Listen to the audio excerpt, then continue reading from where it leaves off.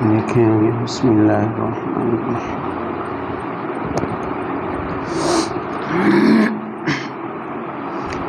لن تنالوا البر حتى تنفقوا مما تحبون وما تنفقوا من شيء فإن الله به عليم.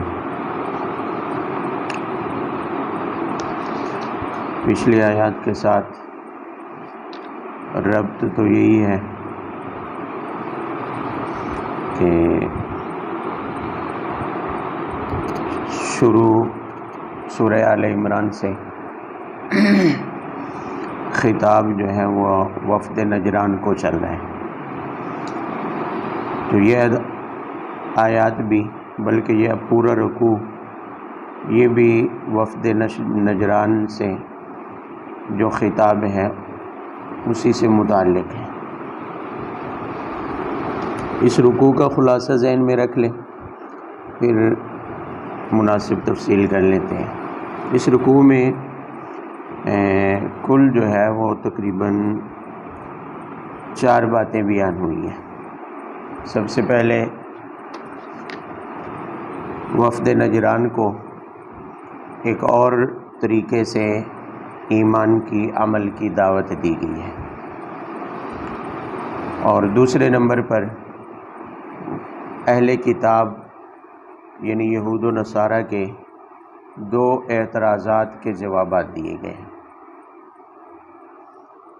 اور تیسری بات جو وفد نجران سے متعلق اس صورت کی آخری بات ہے وہ ہے وفد نجران کو 2 تنبیہات. اور چوتھی بات جو ہے وہ انہی اہل کتاب کو پیش نظر رکھتے ہوئے مسلمانوں کو ایک تنبیہ کی گئی ہے. تو اس رکوع میں کل 4 باتیں گویا بیان ہوں گی. سب سے پہلی چیز کہ وفد نجران کو دعوت دی ہے ایمان کی عمل کی. اس سے پہلے بھی وفد نجران کو کئی آیات میں ایمان کی دعوت دی گئی ہے. یہاں تھوڑی عام انداز سے تھوڑا انداز بدل کر انہیں دعوت دی گئی ہے ایمان اور عمل کی. ایک قاعدہ کلیہ پہلے بیان فرمایا ہے جو تمام انسانوں کے لیے ہے. وہ قاعدہ یہ ہے کہ فرمایا کہ اگر تمہیں اللہ کی رضا اور اللہ کی کامل خوشنودی چاہیے تو پھر تم اپنی محبوب ترین چیزوں کو اللہ کی راہ میں خرچ کرو. لفظ استعمال کیا ہے البر. بر کا معنی آپ پڑھتے رہتے ہیں نیکی ہوتا ہے، لیکن اس پر یہاں الف لام داخل ہے. اس الف لام کو کہتے ہیں الف لام عہد خارجی کا، کہ بر سے مراد ایسی نیکی جو کیا ہو کامل ہو. ایسی نیکی جو کیا ہو کامل ہو، یعنی اللہ تعالیٰ کی کامل رضا چاہتے ہیں، اللہ تعالیٰ کو کامل خوش کرنا چاہتے ہیں. اگر آپ کی خواہش اور ارادہ یہ ہے کہ اللہ تعالیٰ ہم سے راضی ہو اور راضی بھی ایسا کہ مکمل رضامندی حاصل ہو، تو پھر اس کا ایک ہی طریقہ ہے کہ تنفقوا مما تحبون. اللہ کی راہ میں اپنی محبوب ترین چیز سے دستبردار ہو جاؤ. محبوب ترین چیز اللہ کی راہ میں کیا کر دو؟ خرچ کر دو. اور ساتھ ہی فرمایا کہ وما تنفقوا من شیء فإن اللہ بہ علیم. ویسے تم کوئی بھی چیز اللہ کی راہ میں دیتے ہو خرچ کرتے ہو تو اللہ تعالیٰ اسے جانتے ہیں، اس کا بدلہ عطا فرمائیں گے، اس کا ثواب عطا فرمائیں گے. تو وجہ سے یہاں ایک بات درمیان میں یہ سمجھ لیجیے کہ اسی آیت کے 2 حصے ہیں. پہلے حصے میں فرمایا کہ اللہ کی کامل رضا چاہتے ہیں تو پھر محبوب ترین چیز خرچ کرو، اور اگلے ہی جملے میں فرمایا جو کوئی چیز بھی خرچ کرو چاہے تمہاری محبوب ترین ہے یا نہیں ہے، پسندیدہ ہے یا نہیں ہے، لیکن ہے تمہارا مال. کوئی بھی چیز اللہ کی راہ میں اگر خرچ کرو تو اللہ کی طرف سے ثواب پاؤ گے. اللہ تعالیٰ تمہارے اس عمل کو جانتے ہیں.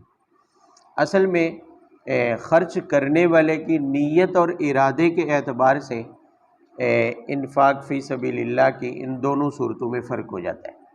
بھئی ایک بندہ اس لیے اللہ کی راہ میں خرچ کر رہا ہے، اس کا نیت اور ارادہ ہے اللہ کی رضا، اللہ کو خوش کرنا، اللہ کی خوشنودی اس کی نیت اور ارادے میں ہے۔ اس نیت اور ارادے سے اگر خرچ کرتا ہے، فقیر کی حاجت روائی اس کے پیش نظر نہیں ہے۔ فقیر کی حاجت وہ تو ہو تو جائے گی، اللہ کی راہ میں جب خرچ کیا ہے تو ظاہر ہے فقیر اور غریب کو ہی دینا ہے، محتاج کو ہی دینا ہے، وہ اس کے پیش نظر نہیں ہے، لیکن پیش نظر اس کی نیت اور ارادے میں صرف اللہ کی کیا ہے؟ رضا، اللہ کی خوشنودی چاہتا ہے، تو پھر تو فرمایا اپنی محبوب ترین چیز خرچ کرو۔ اگر اللہ کی رضا چاہیے تو پھر محبوب ترین چیز کیا کرو؟ خرچ کرو۔ لیکن اگر پیش نظر کسی ضرورت مند کی ضرورت کو پورا کرنا ہے، مال خرچ کرتے ہوئے نیت اور ارادہ اور قصد کیا ہے؟ کسی ضرورت مند کی ضرورت کو کیا کرنا؟ پورا۔ اور ظاہر ہے عبادت ہے تو اللہ کی رضا بھی چاہتے ہیں، لیکن پیش نظر ابتدائی نظر جو ہے اس کی ایک فقیر تنگ دست کی حاجت کو پورا کرنا ہے، تو پھر اس کے لیے حکم یہ ہے کہ ما تنفقوا، ضرورت سے زائد جو بھی بچا ہوا ہے وہ خرچ کر سکتے ہیں، ضرورت سے زائد جو بھی بچا ہوا ہے وہ خرچ۔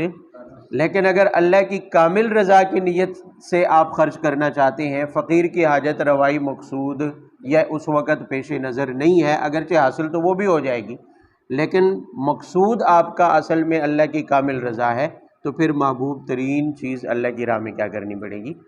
خرچ کرنی پڑے گی۔ یہ آیت جب نازل ہوئی تو حضرت زید بن حارثہ جو آپ صلی اللہ علیہ وسلم کے متبنہ بھی تھے، زید بن حارثہ رضی اللہ عنہ، انہوں نے، ان کا ایک گھوڑا تھا، بڑا پسندیدہ اور نامور گھوڑا تھا، انہوں نے وہ اللہ کی راہ میں فوراً خرچ کر دیا۔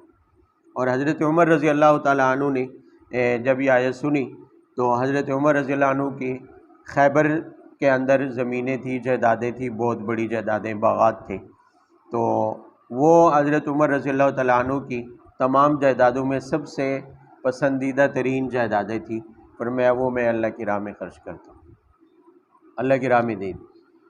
اور اسی طرح حضرت ابو طلحہ رضی اللہ تعالیٰ عنہ نے جب یہ آیت سنی تو ان کا ایک عمدہ باغ تھا مدینہ میں، جو انہیں سب سے زیادہ محبوب ترین مال سمجھا جاتا تھا ان کے، تو وہ آئے آپ کی خدمت میں اور آ کر عرض کیا، اللہ کے رسول، میرا یہ باغ ہی میرا وہ مال ہے جو مجھے سب سے زیادہ مجھے کیا ہے؟ محبوب ہے، لہٰذا میں یہ اللہ کی راہ میں کیا کرتا ہوں؟ خرچ کرتا ہوں۔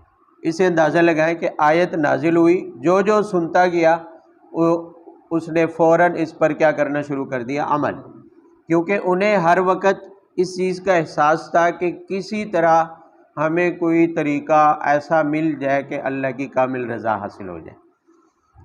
آپ نے پڑھا ہوا ہے وَرِضْوَانٌ مِّنَ اللَّهِ اکبر، کائنات کی سب سے بڑی نعمت جو ہے وہ کیا ہے؟ اللہ کی رضا مندی ہے۔ وَرِضْوَانٌ مِّنَ اللَّهِ، اللہ کی کامل رضا یہ دنیا کی سب سے بڑی نعمت ہے ایمان کے بعد۔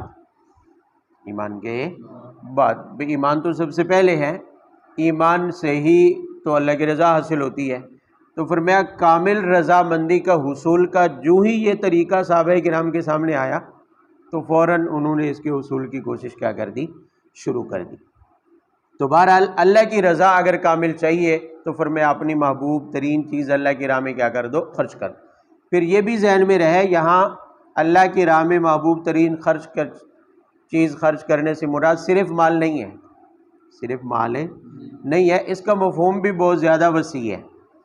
بندے کے لیے محبوب ترین چیز عام طور پر چونکہ مال ہی ہوتا ہے، اس لیے یہاں اسی کو سامنے رکھتے ہوئے تنفقوا کا لفظ استعمال کیا ہے، لیکن مراد اس کا مفہوم جو ہے وہ بہت وسیع ہے، بہت ہی کیا ہے؟ عام ہے۔ اگر کسی کے نزدیک اس کا وقت بہت زیادہ قیمتی ہے، اس کا وقت کیا ہے؟ اس کے لمحات بہت زیادہ قیمتی ہیں، اس کی مصروفیت کے جو اوقات ہیں وہ بہت زیادہ قیمتی ہیں، تو وہ اگر اللہ کی رضا چاہتا ہے تو فرمایا اپنے یہ قیمتی اور محبوب ترین لمحات بھی اللہ کی بندگی میں کیا کرے؟ خرچ کرے۔ بات سمجھ آ رہی ہے؟ اگر کسی کی نظر میں اس کا کاروبار اس کو زیادہ محبوب ہے، اس کا کاروبار اس کو زیادہ کیا ہے؟ محبوب ہے، اللہ کی کامل رضا چاہیے تو اپنے کاروبار کی کیا کرنی پڑے گی؟ قربانی دینی پڑے گی، اللہ کی بندگی مکمل کرنی ہے، اللہ کی اگر کامل رضا چاہتے ہیں۔ اسی طرح کوئی بھی اور چیز ہے جو اللہ کی بندگی میں آڑے آ رہی ہے لیکن ہے بندے کی محبوب ترین چیز، پسندیدہ ترین چیز ہے، تو اس کو قربان کر کے اللہ کی کامل رضا اگر چاہتے ہیں تو اسے ترک کرنا پڑے گا، اسے مؤخر کرنا پڑے گا۔ اللہ کی کامل رضا اگر چاہتے ہیں تو پھر اللہ کی بندگی کی طرف آنا پڑے گا۔ بات سمجھ آ رہی ہے؟ تو بہرحال یہ وہ قاعدہ کلیہ ہے جس کے ذریعے وفد نجران کو ایمان کی دعوت دی گئی ہے۔ وفد نجران حضرت عیسیٰ علیہ السلام کو نبی مانتے تھے اور انجیل پر ان کا ایمان تھا، اور ان کا نظریہ یہ تھا کہ انجیل آخری کتاب ہے اور عیسیٰ علیہ السلام آخری نبی ہے، ان کے بعد کسی نبی پر ایمان لانے کی ضرورت نہیں ہے۔ یہ کس وجہ سے کہہ رہے تھے؟ کیوں وہ ایمان نہیں لا رہے تھے آپ صلی اللہ علیہ وسلم پر؟ قرآن کو کیوں نہیں مان رہے تھے؟ وجہ اس کی یہ تھی کہ ایک طرح سے انہیں انجیل سے اور اپنے نبی عیسیٰ علیہ السلام سے کیا تھی؟ محبت۔ یہ محبت ہی تھی جس کی وجہ سے وہ آخری نبی پر ایمان لانے کی طرف نہیں آ رہے تھے۔ انجیل کی اور عیسیٰ علیہ السلام کی محبت کی وجہ سے وہ آخری نبی اور کتاب کی طرف ایمان لانے کی طرف نہیں آ رہے تھے۔ اللہ نے فرمایا اپنی یہ محبوب ترین، پسندیدہ ترین یہ جو چیز ہے کہ انجیل تمہارے ہاں محبوب ترین ہے، اسی طرح عیسیٰ علیہ السلام پر ایمان تمہارے ہاں محبوب ترین ہے، اسے اللہ کی راہ میں کیا کرنا پڑے گا؟ آپ کو چھوڑ کر آخری نبی پر ایمان لانا اور اقرار کرنا پڑے گا کہ عیسیٰ علیہ السلام کی نبوت شریعت جو ہے وہ اب کیا ہو چکی ہے؟ منسوخ ہو چکی ہے۔ اب ان کی شریعت پر عمل کا زمانہ نہیں رہا، اب آخری پیغمبر حضرت محمد صلی اللہ علیہ وسلم کی شریعت پر چونکہ عمل کا زمانہ ہے، تو کامل رضا اگر اللہ کی چاہتے ہیں تو پھر اپنی اس محبوب چیز کو کیا کرنا پڑے گا؟ ترک کرنا پڑے گا۔ آپ کو یہ مذہب چھوڑنا پڑے گا، اب آخری مذہب پر عمل پیرا ہونا پڑے گا اگر کامل رضا چاہتے ہیں، ورنہ اللہ کی کامل رضا نہیں ملے گی، اللہ کی کامل رضا نہیں ملے گی۔ کل الطعام کان حلا لبنی اسرائیل الا ما حرم اسرائیل، اس آیت سے اہل کتاب یہود و نصارہ کے دو اعتراضات تھے، ان میں سے پہلے اعتراض کا جواب ہے۔ یہود و نصارہ کی طرف سے اعتراض یہ تھا کہ آپ صلی اللہ علیہ وسلم کو انہوں نے کہا کہ آپ کہتے ہیں کہ ہم ملت ابراہیمی پر ہیں، دین ابراہیم پر ہیں، ہم دین ابراہیم پر ہیں، حالانکہ دین ابراہیم یا ملت ابراہیمی کے اندر اونٹ کا گوشت اور دودھ دونوں حرام تھے۔ ملت ابراہیمی میں اونٹ کا گوشت اور دودھ کیا تھے؟ حرام، اور تم انہیں کیا سمجھتے ہو؟ حلال، اونٹ بھی کھاتے ہو اور ان کا دودھ بھی پیتے ہو۔ یہ اعتراض کیا یہود و نصارہ نے۔ ان کے اس اعتراض کا جواب یہاں آیت میں دیا گیا ہے۔ فرمایا یہ کہنا کہ اونٹ کا دودھ اور گوشت جو ہے وہ ملت ابراہیمی میں حرام تھا، یہ حقیقت کے بالکل برعکس ہے، اس کا حقیقت سے کوئی تعلق نہیں ہے۔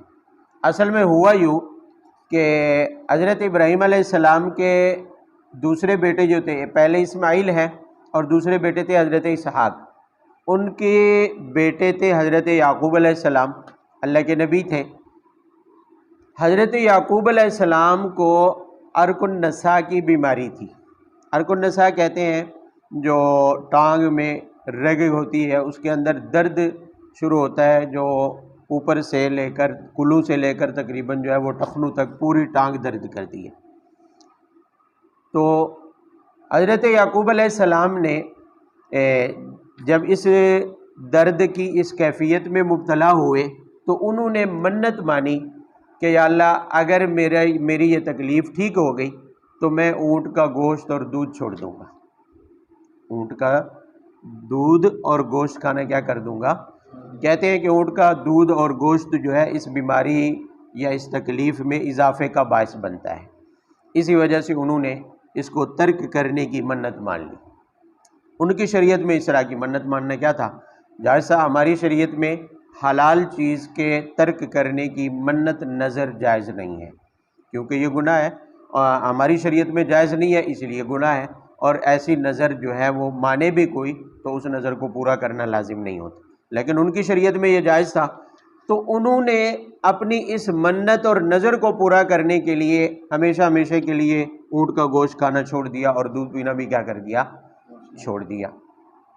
پھر کیا ہوا؟ ان کے اولاد میں بھی یہی رائج رہا، ان کے اولاد نے بھی کیا کر دیا؟ چھوڑ دیا۔ اور بنی اسرائیل کی ابتدا حضرت یعقوب علیہ السلام سے ہے، کیونکہ اسرائیل حضرت یعقوب کا کیا ہے؟ لقب ہے، انہی کا نام ہے، تو ان کی اولاد کو بنی اسرائیل کہا جاتا ہے۔ تو اس کے بعد 400 سال بعد تورات نازل ہوئی۔ حضرت موسیٰ علیہ السلام بحیثیت نبی بنی اسرائیل میں تشریف لائے اور ان پر تورات نازل ہوئی، اور تورات کے اندر اونٹ کے گوشت اور دودھ کو بنی اسرائیل کے لیے ہمیشہ کے لیے حرام قرار دے دیے۔ اب آپ اندازہ لگائیں، حضرت ابراہیم علیہ السلام کے بیٹے ہیں اسحاق، تب تک اونٹ اور دودھ کا گوشت حرام نہیں ہوا تھا۔ حضرت یعقوب علیہ السلام ان کے بیٹے ہیں، ان کے ہاں بھی اونٹ کا دودھ اور گوشت حرام، انہوں نے صرف منت مان کر اپنے لیے کیا کر لیا تھا، اس کو حرام نہیں تھا، اللہ کی طرف سے حرام قرار ہے۔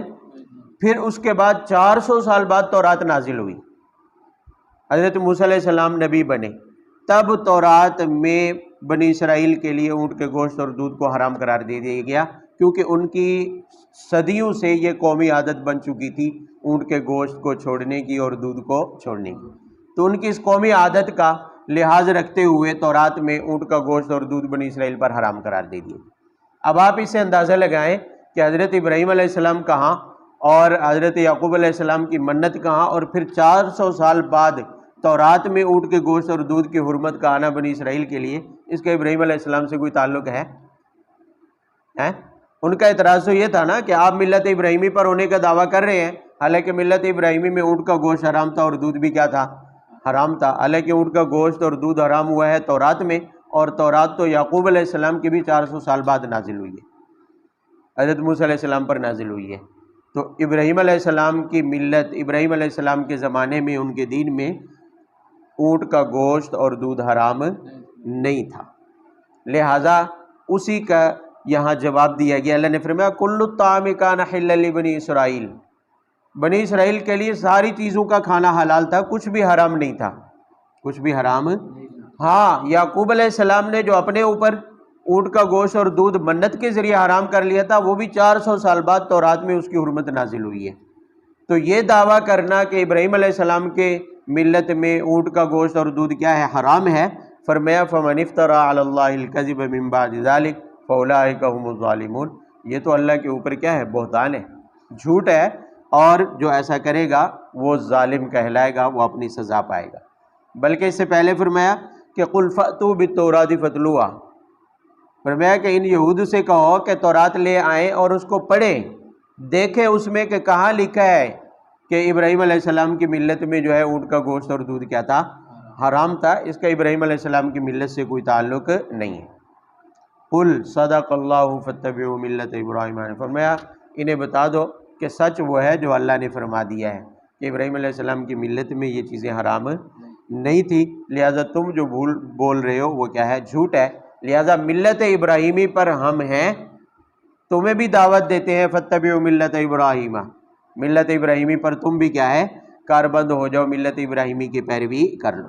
وما کان من المشرکین، آخری جملے میں خاص وفد نجران، نصارہ کا جو وفد آیا تھا، خاص انہی کے ایک نظریے کی تردید کی جا رہی ہے۔ فرمایا یہ تو اونٹ کے دودھ کا یا گوشت کا حرام ہونا یا حلال ہونا، ان چکروں سے نکلو، پہلے اپنا عقیدہ اور ایمان تو درست کر لو، عقیدہ اور ایمان تو کیا کر لو، یہ تو ایک عملی مسئلہ ہے، فروعی مسئلہ ہے، اس سے نکلو، اپنے ایمان کو اور عمل کو تو درست کر لو کہ ابراہیم علیہ السلام مشرک نہیں تھے، لیکن تم کیا ہو، مشرک ہو، تم عیسیٰ علیہ السلام کو اللہ کے بیٹا اور خدا مانتے ہو، تثلیث کے قائل ہو، تین خداؤں کے قائل ہو، تم پہلے اپنا ایمان تو درست کرو، عقیدہ اور نظریہ تو کیا کرو، درست کرو۔ ابراہیم علیہ السلام کی اگر پیروی کا دعویٰ تمہیں ہے تو پھر ابراہیم علیہ السلام کی طرح توحید پر آ جاؤ، شرک کو کیا کر دو، چھوڑ دو۔ کیوں؟ وما کان من المشرکین، کیونکہ ابراہیم علیہ السلام مشرک نہیں تھے۔ ان اول بیت وضع للناس للذی ببکۃ مبارک وہدی للعالمین، یہ دوسرے اعتراض کا جواب ہے۔ یہود و نصارہ کی طرف سے، اہل کتاب کی طرف سے دوسرا اعتراض یہ تھا کہ آپ صلی اللہ علیہ وسلم اور آپ کے ماننے والی امت بیت اللہ کو قبلہ مانتے ہیں، کعبہ کو قبلہ مانتے ہیں، اور اس کی طرف اپنی تمام نمازوں میں منہ کر کے نماز پڑھتے ہیں۔ حالانکہ ساتھ ساتھ آپ صلی اللہ علیہ وسلم کا یہ بھی دعویٰ ہے کہ ہم ملت ابراہیمی پر ہیں، ملت ابراہیمی پر ہیں، اور اس کے ساتھ ساتھ وہ کعبہ کو، بیت اللہ کو قبلہ بھی مانتے ہیں، جبکہ ابراہیم علیہ السلام کا جو اصل قبلہ تھا یا جس کی پہلے انہوں نے تعمیر کی وہ بیت المقدس ہے۔ وہ یعنی وہ کہتے تھے کہ بیت المقدس کی تعمیر بیت اللہ سے پہلے ہوئی ہے۔ بیت المقدس کی تعمیر بیت المقدس سے کیا ہے؟ بیت المقدس کی تعمیر بیت اللہ سے پہلے ہوئی ہے، لہٰذا وہ قبلہ ہونا چاہیے۔ وہ کیا ہونا چاہیے؟ لیکن تم اسے چھوڑ کر بیت اللہ کو قبلہ بنا رہے ہو، اسے چھوڑ کر بیت اللہ کو قبلہ بنا رہے ہو، تو یہ کیسے درست ہو سکتا ہے؟ یہ کیسے؟ یعنی بنیاد ان کے اعتراض کی اس بات پر ہے کہ بیت المقدس پہلے ہے اور بیت اللہ بعد میں ہے۔ بیت المقدس کی تعمیر ابراہیم نے پہلے کی ہے اور بیت اللہ کی تعمیر بعد میں کی ہے، لہٰذا بیت المقدس ہی قبلہ ہونا چاہیے، بیت اللہ قبلہ نہیں ہونا چاہیے، جبکہ تم تو بیت اللہ کو قبلہ مان رہے ہو۔ تو اس آیت میں انہی کے سے اعتراض کی جواب دیا گیا، اور جواب دیتے ہوئے یہ واضح کیا گیا ہے کہ اس دنیا میں زمین کے اوپر، روئے زمین پر سب سے پہلا مکان جس کی تعمیر ہوئی ہے وہ بیت اللہ ہے۔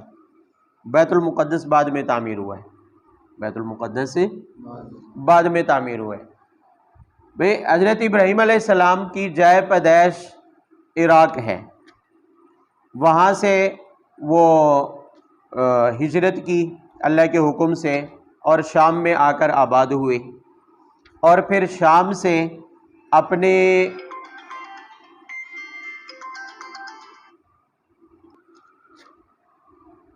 شام میں خود بھی رہائش پذیر رہے، اور حضرت اسحاق اور ان کی آگے آل اولاد بھی شام کے اندر آباد رہی۔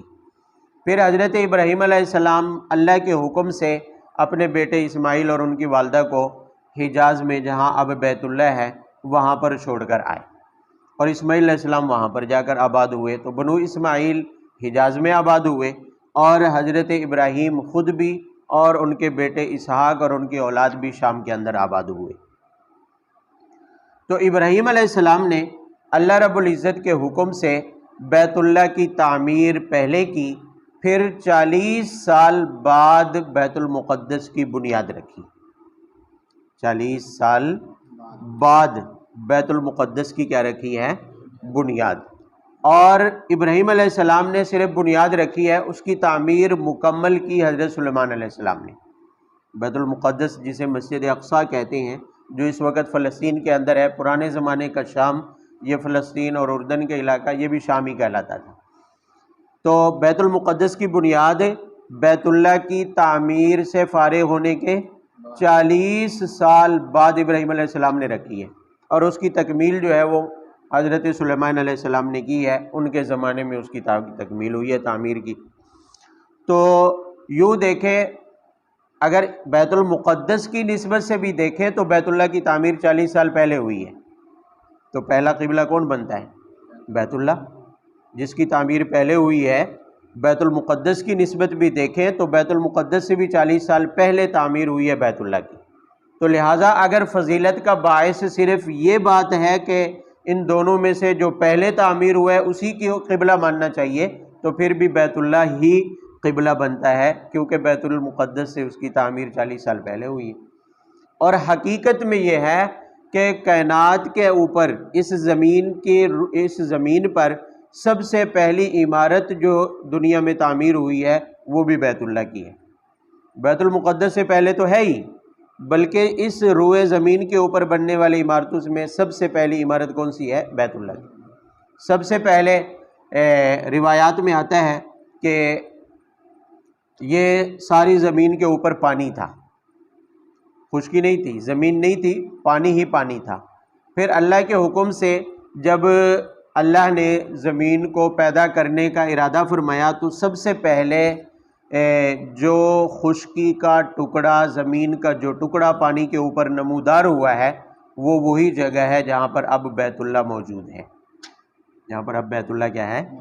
موجود ہے۔ سب سے پہلے پانی کے اوپر خشکی کا زمین کا ٹکڑا جو نمودار ہوا، ظاہر ہوا، وہ کون سا ہے؟ وہی جگہ ہے جہاں پر اب بیت اللہ کعبہ کیا ہے؟ موجود ہے۔ پھر باقی زمین جو ہے وہ ظاہر ہونا شروع ہوئی، نمودار ہونا شروع ہوئی پانی کی سطح کے اوپر، اور یوں اس وقت غالباً 71% کیا ہے؟ پانی ہے، اور باقی 29% کیا ہے؟ خشکی ہے، یعنی زمین ہے۔ تو اس طرح یہ زمین وجود میں آئی ہے۔ تو سب سے پہلے زمین کا جو ٹکڑا وجود میں آیا ہے وہ کون سا ہے؟ یہی بیت اللہ والی زمین ہے جہاں پر بیت اللہ موجود ہے۔ اور پھر اس کی باقاعدہ عمارت کی تعمیر سب سے پہلے اللہ کے حکم سے فرشتوں نے کی ہے، پھر اس کے بعد حضرت آدم علیہ السلام نے کی ہے۔ تو یوں اس روئے زمین کے اوپر سب سے پہلی بننے والی عمارت بھی بیت اللہ ہے، بیت المقدس سے بھی پہلے ہے، اور بقیہ تمام عمارتوں سے بھی سب سے پہلی روئے زمین پر بننے والی عمارت جو ہے وہ کیا ہے؟ بیت اللہ ہے۔ تو یوں اگر اولیت کی بنیاد پر کسی کو قبلہ ماننا ہے تو پھر بیت اللہ کو تمام عمارات پر اولیت حاصل ہے، حتیٰ کہ بیت المقدس سے بھی پہلے بنا ہے، لہذا اولیت کی بنیاد پر اگر قبلہ ماننا ہے تو پھر بھی بیت اللہ ہی بنے گا۔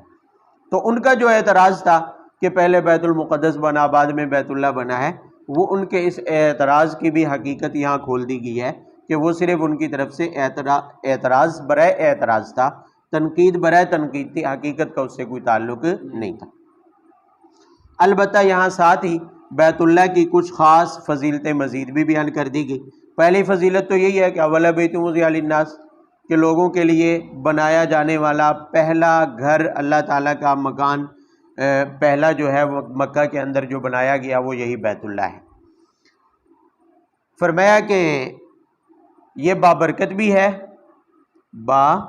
برکت بھی ہے، اور تمام جہان کے لیے ہدایت اور رہنمائی کا ذریعہ بھی ہے، ہدایت اور رہنمائی کا ذریعہ بھی ہے۔ اس میں برکت کی وجوہات کیا ہیں؟ فرمایا آیات بینات۔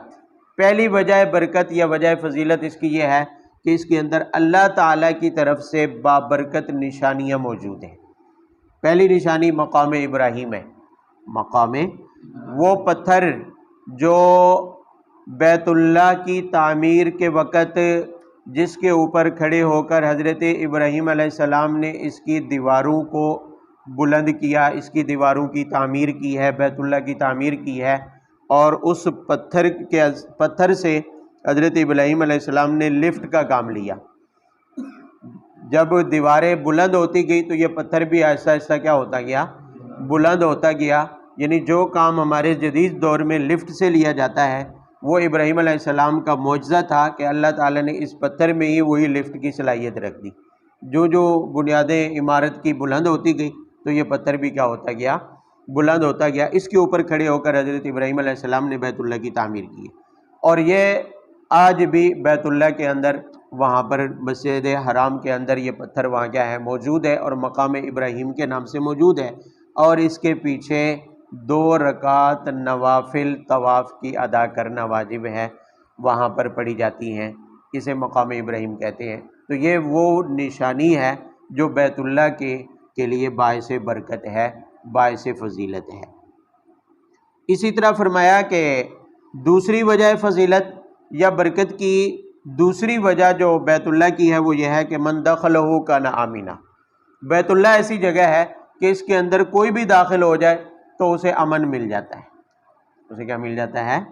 امن مل جاتا ہے۔ حتیٰ کہ اس حدود حرم کے اندر اللہ کی طرف سے حکم ہے کہ نہ تو کسی جاندار کا شکار کرنا جائز ہے، نہ کسی انسان کا قتل جائز ہے، نہ کسی درخت اور گھاس کا کاٹنا جائز ہے حدود حرم کے اندر۔ تو اتنی امن والی جگہ ہے، حتیٰ کہ اتنا پرامن ہو گیا کہ بعض روایات میں یہ آتا ہے کہ قاتل عرب والوں کے اندر انتقام بدلے کا جذبہ زیادہ ہوتا تھا، لیکن اگر کوئی اپنے باپ کے قاتل کو بھی حرم کے اندر دیکھ لیتا تو وہ بھڑکتا نہیں تھا، انتقام کے جذبات اس کے اندر پیدا نہیں ہوتے تھے۔ حالانکہ عرب والوں میں انتقام کا جذبہ زیادہ ہوتا ہے، بدلے کا جذبہ زیادہ ہوتا ہے۔ تو حدود حرم کے اندر نہ تو قتل و قتال جائز ہے، اور نہ ہی وہاں سے گھاس کاٹنا، درخت کاٹنا جائز ہے، اور نہ ہی وہاں شکار کرنا جائز ہے حدود حرم کے اندر۔ تو فرمایا من دخلہ کان آمنا، یہ امن والی جگہ ہے۔ دنیا میں واحد یہ جگہ ہے کہ جہاں ہر چیز کو، کائنات کی ہر چیز کو امن حاصل ہے، انسان کو بھی، جانداروں کو بھی، حتیٰ کہ گھاس، سبزے اور درختوں کو بھی وہاں پر کیا حاصل ہے؟ امن حاصل ہے۔ تو یہ بیت اللہ کی دوسری وجہ فضیلت ہے۔ اور تیسری یہ ہے کہ وَلِلَّهِ عَلَى النَّاسِ حِجُّ الْبَيْتِ مَنِ اسْتَطَاعَ إِلَيْهِ سَبِيلًا، فرمایا تمام روئے زمین کے انسانوں پر جو اللہ کی ذات پر ایمان رکھتے ہیں ان پر اس بیت اللہ کا حج کرنا، اس کے طواف کے ارادے سے چلنا ہر ایک پر لازم ہے جس کے پاس سفر کی استطاعت ہو۔ جس کے پاس بھی سفر خرچ کی استطاعت ہو اس کے لیے حج کی نیت سے، بیت اللہ کی زیارت کی نیت سے چلنا کیا ہے؟ لازم ہے۔ تو یہ تین وجہ ایسی ہیں کہ اس میں اللہ تعالیٰ کی نشانیوں کا ہونا، جیسے مقام ابراہیم ہے، امن والا ہونا، اور اسی طرح تمام روئے زمین کے مومنین کو حکم ہونا کہ اس کا حج کرنا ہے جو بھی استطاعت رکھتا ہے۔ یہ وہ تین وجہ ہیں جو بیت اللہ کی فضیلت کا باعث ہیں۔ فرمایا یہ فضیلت کی وجوہات بیت اللہ میں پائی جاتی ہیں، اس کے مقابلے میں بیت المقدس میں بتاؤ کون سی وجہ فضیلت ہے؟ کون سی وجہ ہے؟ یعنی ایسی کوئی وجہ تو ہونی چاہیے نا کہ بیت المقدس کو بیت اللہ پر ترجیح دی جائے، اس ترجیح دینے کی کوئی وجہ ہونی چاہیے، جبکہ بیت اللہ کے اندر تو یہ وجوہات موجود ہیں، فضیلت کی یہ وجوہات ہیں، اسی وجہ سے بیت اللہ کو فضیلت حاصل ہے کہ وہ تمام انسانیت کا مرکز قرار دیا گیا ہے، تمام انسانوں کا مرکز قرار دیا گیا ہے اور سبھی کو وہاں امن حاصل ہے۔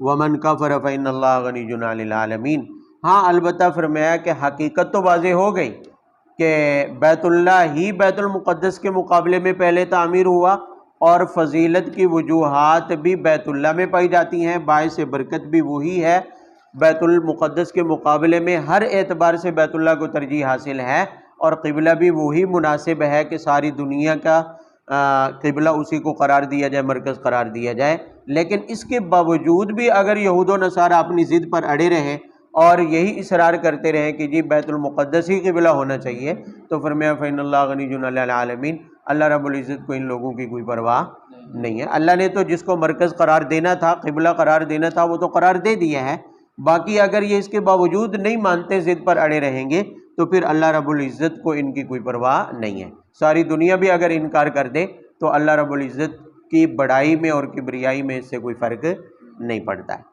قُلْ يَا أَهْلَ الْكِتَابِ لِمَ تَكْفُرُونَ بِآيَاتِ اللَّهِ، ان دو آیات کے اندر دو تنبیہات ہیں، اور وفد نجران کے لیے بس یہ آخری تنبیہات ہیں جو اس صورت میں بیان کی جا رہی ہیں۔ اس کے آگے قرآن کی اس صورت کا موضوع جو ہے وہ بدل جائے گا۔ آگے مخاطب ایمان والے ہیں، اہل اسلام کو خطاب کیا جا رہا ہے آخر صورت تک۔ یہ آخری آیات ہیں جو وفد نجران کو خاص طور پر اور تمام اہل کتاب کے لیے دو تنبیہات پر مشتمل۔ پہلی تنبیہ یہ فرمائی ہے کہ لِمَ تَكْفُرُونَ بِآيَاتِ اللَّهِ، آپ ان یہود و نصارے سے کہہ دیجئے، اہل کتاب سے، کہ تم اللہ کی ان آیات کا انکار کس بنیاد پر کر رہے ہو؟ کون سی آیات؟ جو سورہ آل عمران کے شروع سے لے کر اب تک بیان ہوتی رہی ہیں، مختلف طریقوں سے انہیں سمجھایا جاتا رہا ہے۔ فرمایا لِمَ تَكْفُرُونَ بِآيَاتِ اللَّهِ، کس بنیاد پر؟ تمہارے پاس ایسی کوئی وجہ عذر ہے کہ جس کی بنیاد پر تم اللہ کی ان آیات کا کیا کر رہے ہو؟ انکار۔ تو ظاہر ہے کوئی وجہ نہیں ہے، کوئی بنیاد نہیں ہے ان کے پاس، کوئی عذر نہیں ہے ان کے پاس انکار کرنے کا۔ فرمایا وَاللَّهُ شَهِيدٌ عَلَى مَا تَعْمَلُونَ، تمہارے اس عمل پر اللہ رب العزت گواہ ہے۔ گواہ کا مطلب یہ ہے کہ اس کا محاسبہ ہوگا، حساب لیا جائے گا۔ تمہیں اللہ رب العزت نے بار بار سمجھایا، مختلف آیات نازل کی ہیں اور کئی طریقوں سے دلائل دے کر سمجھایا کہ یہ آخر نبی آخر الزمان ہے، ان پر ایمان لے آؤ، لیکن اس کے باوجود تم اپنی ہٹ درمی پر اڑے ہوئے ہو، تو واللہ شہید علی ما تعملون، پھر اللہ تعالیٰ اس پر گواہ ہیں، تمہارے اعمال کو دیکھ رہے ہیں، اس کا محاسبہ کیا جائے گا۔ اور دوسری تنبیہ یہ ہے کہ آپ اہل کتاب سے یہ بھی فرما دیجئے کہ لِمَ تَصُدُّونَ عَن سَبِيلِ اللَّهِ مَنْ آمَنَ تَبْغُونَهَا عِوَجًا، کہ تم خود تو ایمان نہیں لا رہے، آخری پیغمبر کو حق سمجھنے کے باوجود، جاننے کے باوجود تم ایمان نہیں لا رہے، جو لوگ ایمان لا چکے ہیں ان کے دلوں میں تم تشکیک پیدا کر کے، شک پیدا کر کے ایمان کی راہ میں رکاوٹ بن رہے ہو، ایمان کی راہ میں رکاوٹ بن رہے ہو، تو یہ تمہارا جرم اس جرم سے بھی بڑھ کر ہے، خود بھی ایمان نہیں لا رہے اور دوسروں کے ایمان کے آگے بھی کیا بن رہے ہیں؟ رکاوٹ، شکوک و شبہات پیدا کر رہے ہیں۔ فرمایا لِمَ تَصُدُّونَ، ایسا تم کس وجہ سے کر رہے ہیں؟ اس کا کوئی عذر ہے تمہارے پاس؟ کہ خود بھی ایمان نہیں لا رہے ہیں اور دوسروں کے ایمان لانے میں بھی تم کیا ہے رکاوٹ بن رہی ہے، اور جو ایمان لا چکے ہیں ان کے دل و دماغ میں بھی تم شکوک و شبہات پیدا کرنے کا کیا بن رہے ہو، باعث بن رہے ہو۔ تو فرمایا وَمَا اللَّهُ بِغَافِلٍ عَمَّا تَعْمَلُونَ، اللہ تمہارے اس کردار سے بھی غافل نہیں ہے، اس کی بھی قیامت والے دن تمہیں کیا ملے گی، سزا۔ تو بہرحال ان دو آیات کو سامنے رکھتے ہوئے ایک بات تو واضح ہو گئی اہل ایمان کے سامنے، اہل اسلام کے سامنے، کہ یہود و نصارہ کی آخری حد تک کوشش یہی ہے کہ اہل ایمان کو ایمان سے کیا کر دیں، پھیر دیں، کسی طرح انسانیت کو اسلام سے کیا کر دیں، پھیر دیں، انسانوں کو اسلام کی طرف آنے سے کیا کر دیں، روک دیں۔ یہ ان کی کوشش تب بھی تھی اور آج بھی ہے اور قیامت تک رہے گی۔ لن ترضى عنك اليهود ولا النصارى حتى تتبع ملتهم، فرمایا یہود و نصارہ کبھی تم سے راضی اور خوش نہیں ہو سکتے یہاں تک کہ آپ ان کے دین میں کیا ہو جائیں، داخل ہو جائیں۔ تو لہذا ان کی یہ کوشش تب بھی تھی اور تب سے لے کر آج تک کیا ہے، جاری ہے۔ تو گویا اس میں مسلمانوں کے لیے تنبیہ بھی ہے، مسلمانوں کو جگایا جا رہا ہے، بتایا جا رہا ہے کہ یہود و نصارہ کی پہلے دن سے یہ کوشش ہے کہ کسی طرح ایمان والوں کو ایمان سے پھیر دے اور باقی لوگوں کو ایمان کے قریب آنے سے کیا ہے، روک دے، اسلام کے قریب آنے سے کیا ہے، روک دے۔ یہ ان کی پرانی آرزو ہے، پرانی خواہش ہے، اللہ کرے کہ ان کی یہ خواہش کبھی پوری نہ ہو۔ آخر دعوانا الحمدللہ رب العالمین۔